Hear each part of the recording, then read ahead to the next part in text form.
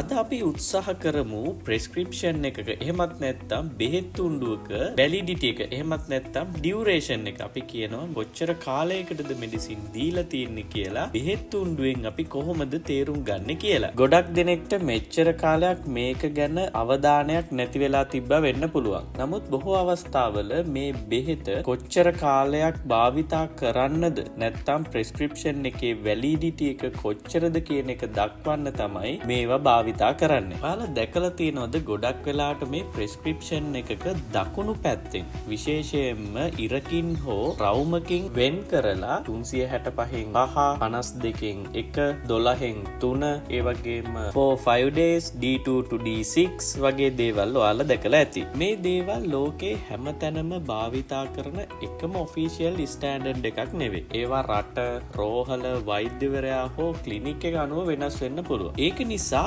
අපිට බහුල වශයෙන්ම දකින්න ලැබෙන දේවල් කීපයක් ගැන අද අපි ඉගෙන ගන්න උත්සාහ කරමු. පළවෙනි එක තමයි යම්කිසි සංඛ්‍යාවක් බෙදීම 365. මේකේ 365 කියන එකෙන් අදහස් කරන්නේ අවුරුද්දකට තියෙන දවස් ගාන. උදාහරණයක් විදියට ගත්තොත් 5 බෙදීම 365 කියන්නේ දින 5කට කියන එක තමයි. ගොඩක් වෙලාවට ඇන්ටිබයොටික්ස්, පේන් කිලර්, ස්ටෙරොයිඩ් වගේ දේවල් මේ විදිහට ලියවිලා එවනවා. 7 බෙදීම 365 කියලා කියන්නේ දින 7ක් භාවිතා කරන්න. එතකොට දැන් ඔයාලට පැහැදිලිනේ යම්කිසි ගාණක් 365න් බෙදලා තිබුණොත් අපි මේ 365න් බෙදෙන ගාණ තමයි ඔයා ඖෂධය ලබාගත යුතු දින ගණන වෙනවත් අපිට දකින්න පුළුවන් ආකාරයක් තමයි යම්කිසි ගාණක් බෙදීම 52. එතකොට මේ 52 කියන එකෙන් අදහස් වෙන්නේ අවුරුද්දකට තියෙන සති ගණන. එතකොට සති ගණනින් ඔයාට යම්කිසි බෙහෙතක් වෛද්‍යවරයෙක් නිර්දේශ කරනවා නම් ගොඩක් වෙලාවට මේ ක්‍රමය භාවිතා කරනවා. උදාහරණයක් විදිහට එක බෙදීම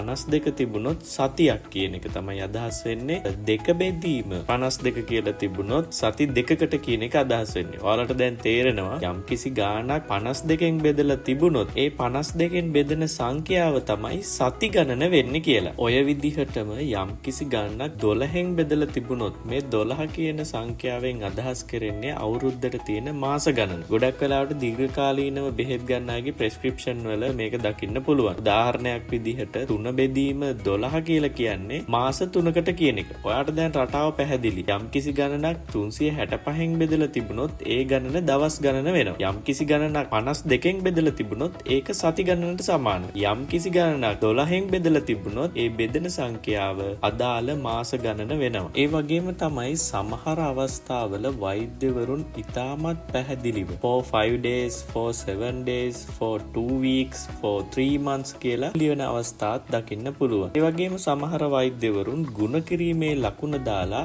අදාළ දින ගණන සංඛ්‍යාත්මකව ලියන අවස්ථාත් තියෙනවා. ඒ වගේම D අකුර දින ගණනට සමාන කරලා දින 5ක් නම් 5D, දින 7ක් නම් 7D වගේ ලියන අවස්ථාත් තියෙනවා. මේකේ විශේෂ අවස්ථාවක් ලෙස සමහර බෙහෙත් තුණ්ඩුවල D2 to D6 වගේ සටහන් දකින්න පුළුවන්. මේකෙන් අදහස් කරන්නේ අදාළ ප්‍රතිකාරයේ දෙවන දවසේ සිට 6 වන දිනය දක්වා ඖෂධය ලබා ගන්න කියන එකයි. උදාහරණයක් ලෙස සමහර මාසික ඔසප් චක්‍රයට අදාළ ප්‍රතිකාරවලදී D2 to D6 කියලා ලියලා තිබුණොත් ඔසප් වීම ආරම්භ වූ දිනේ D1 ලෙස ගණන් කරලා දෙවන දිනේ සිට 6 වන දිනය දක්වා බෙහෙත ලබා ගන්න කියන අර්ථය තමයි මේකෙන් කියවෙන්නේ. හැබැයි මතක තියාගන්න ඕනි තවත් වැදගත් කාරණාවක් තමයි ප්‍රෙස්ක්‍රිප්ෂන් එකක තියෙන මේ සියලුම නම්බර්ස් මේ අර්ථයෙන්ම තියෙන ඒවා නෙමෙයි. සමහර විට ඒවා ඊළඟ රිවිව් දිනේ වෙන්න පුළුවන්. ඊළඟ ක්ලිනික් දවස වෙන්න පුළුවන්. ඩිස්පෙන්සිං ඉන්ටර්වල් එකක් වෙන්න පුළුවන්. ෆලෝ අප් අපොයින්ට්මන්ට් එකක් වෙන්න පුළුවන්. රිපීට් ප්‍රෙස්ක්‍රිප්ෂන් පීරියඩ් එකක් වෙන්නත් පුළුවන්. ඒක නිසා සැකයක් තියෙනවා නම් වෛද්‍යවරයාගෙන් හෝ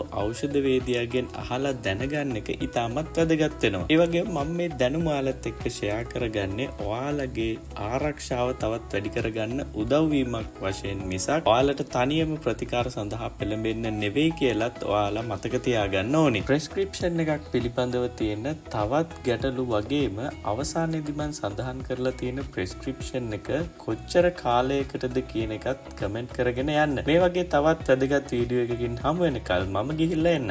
එතෙක් ඔබට නිරෝගී දිවියක්.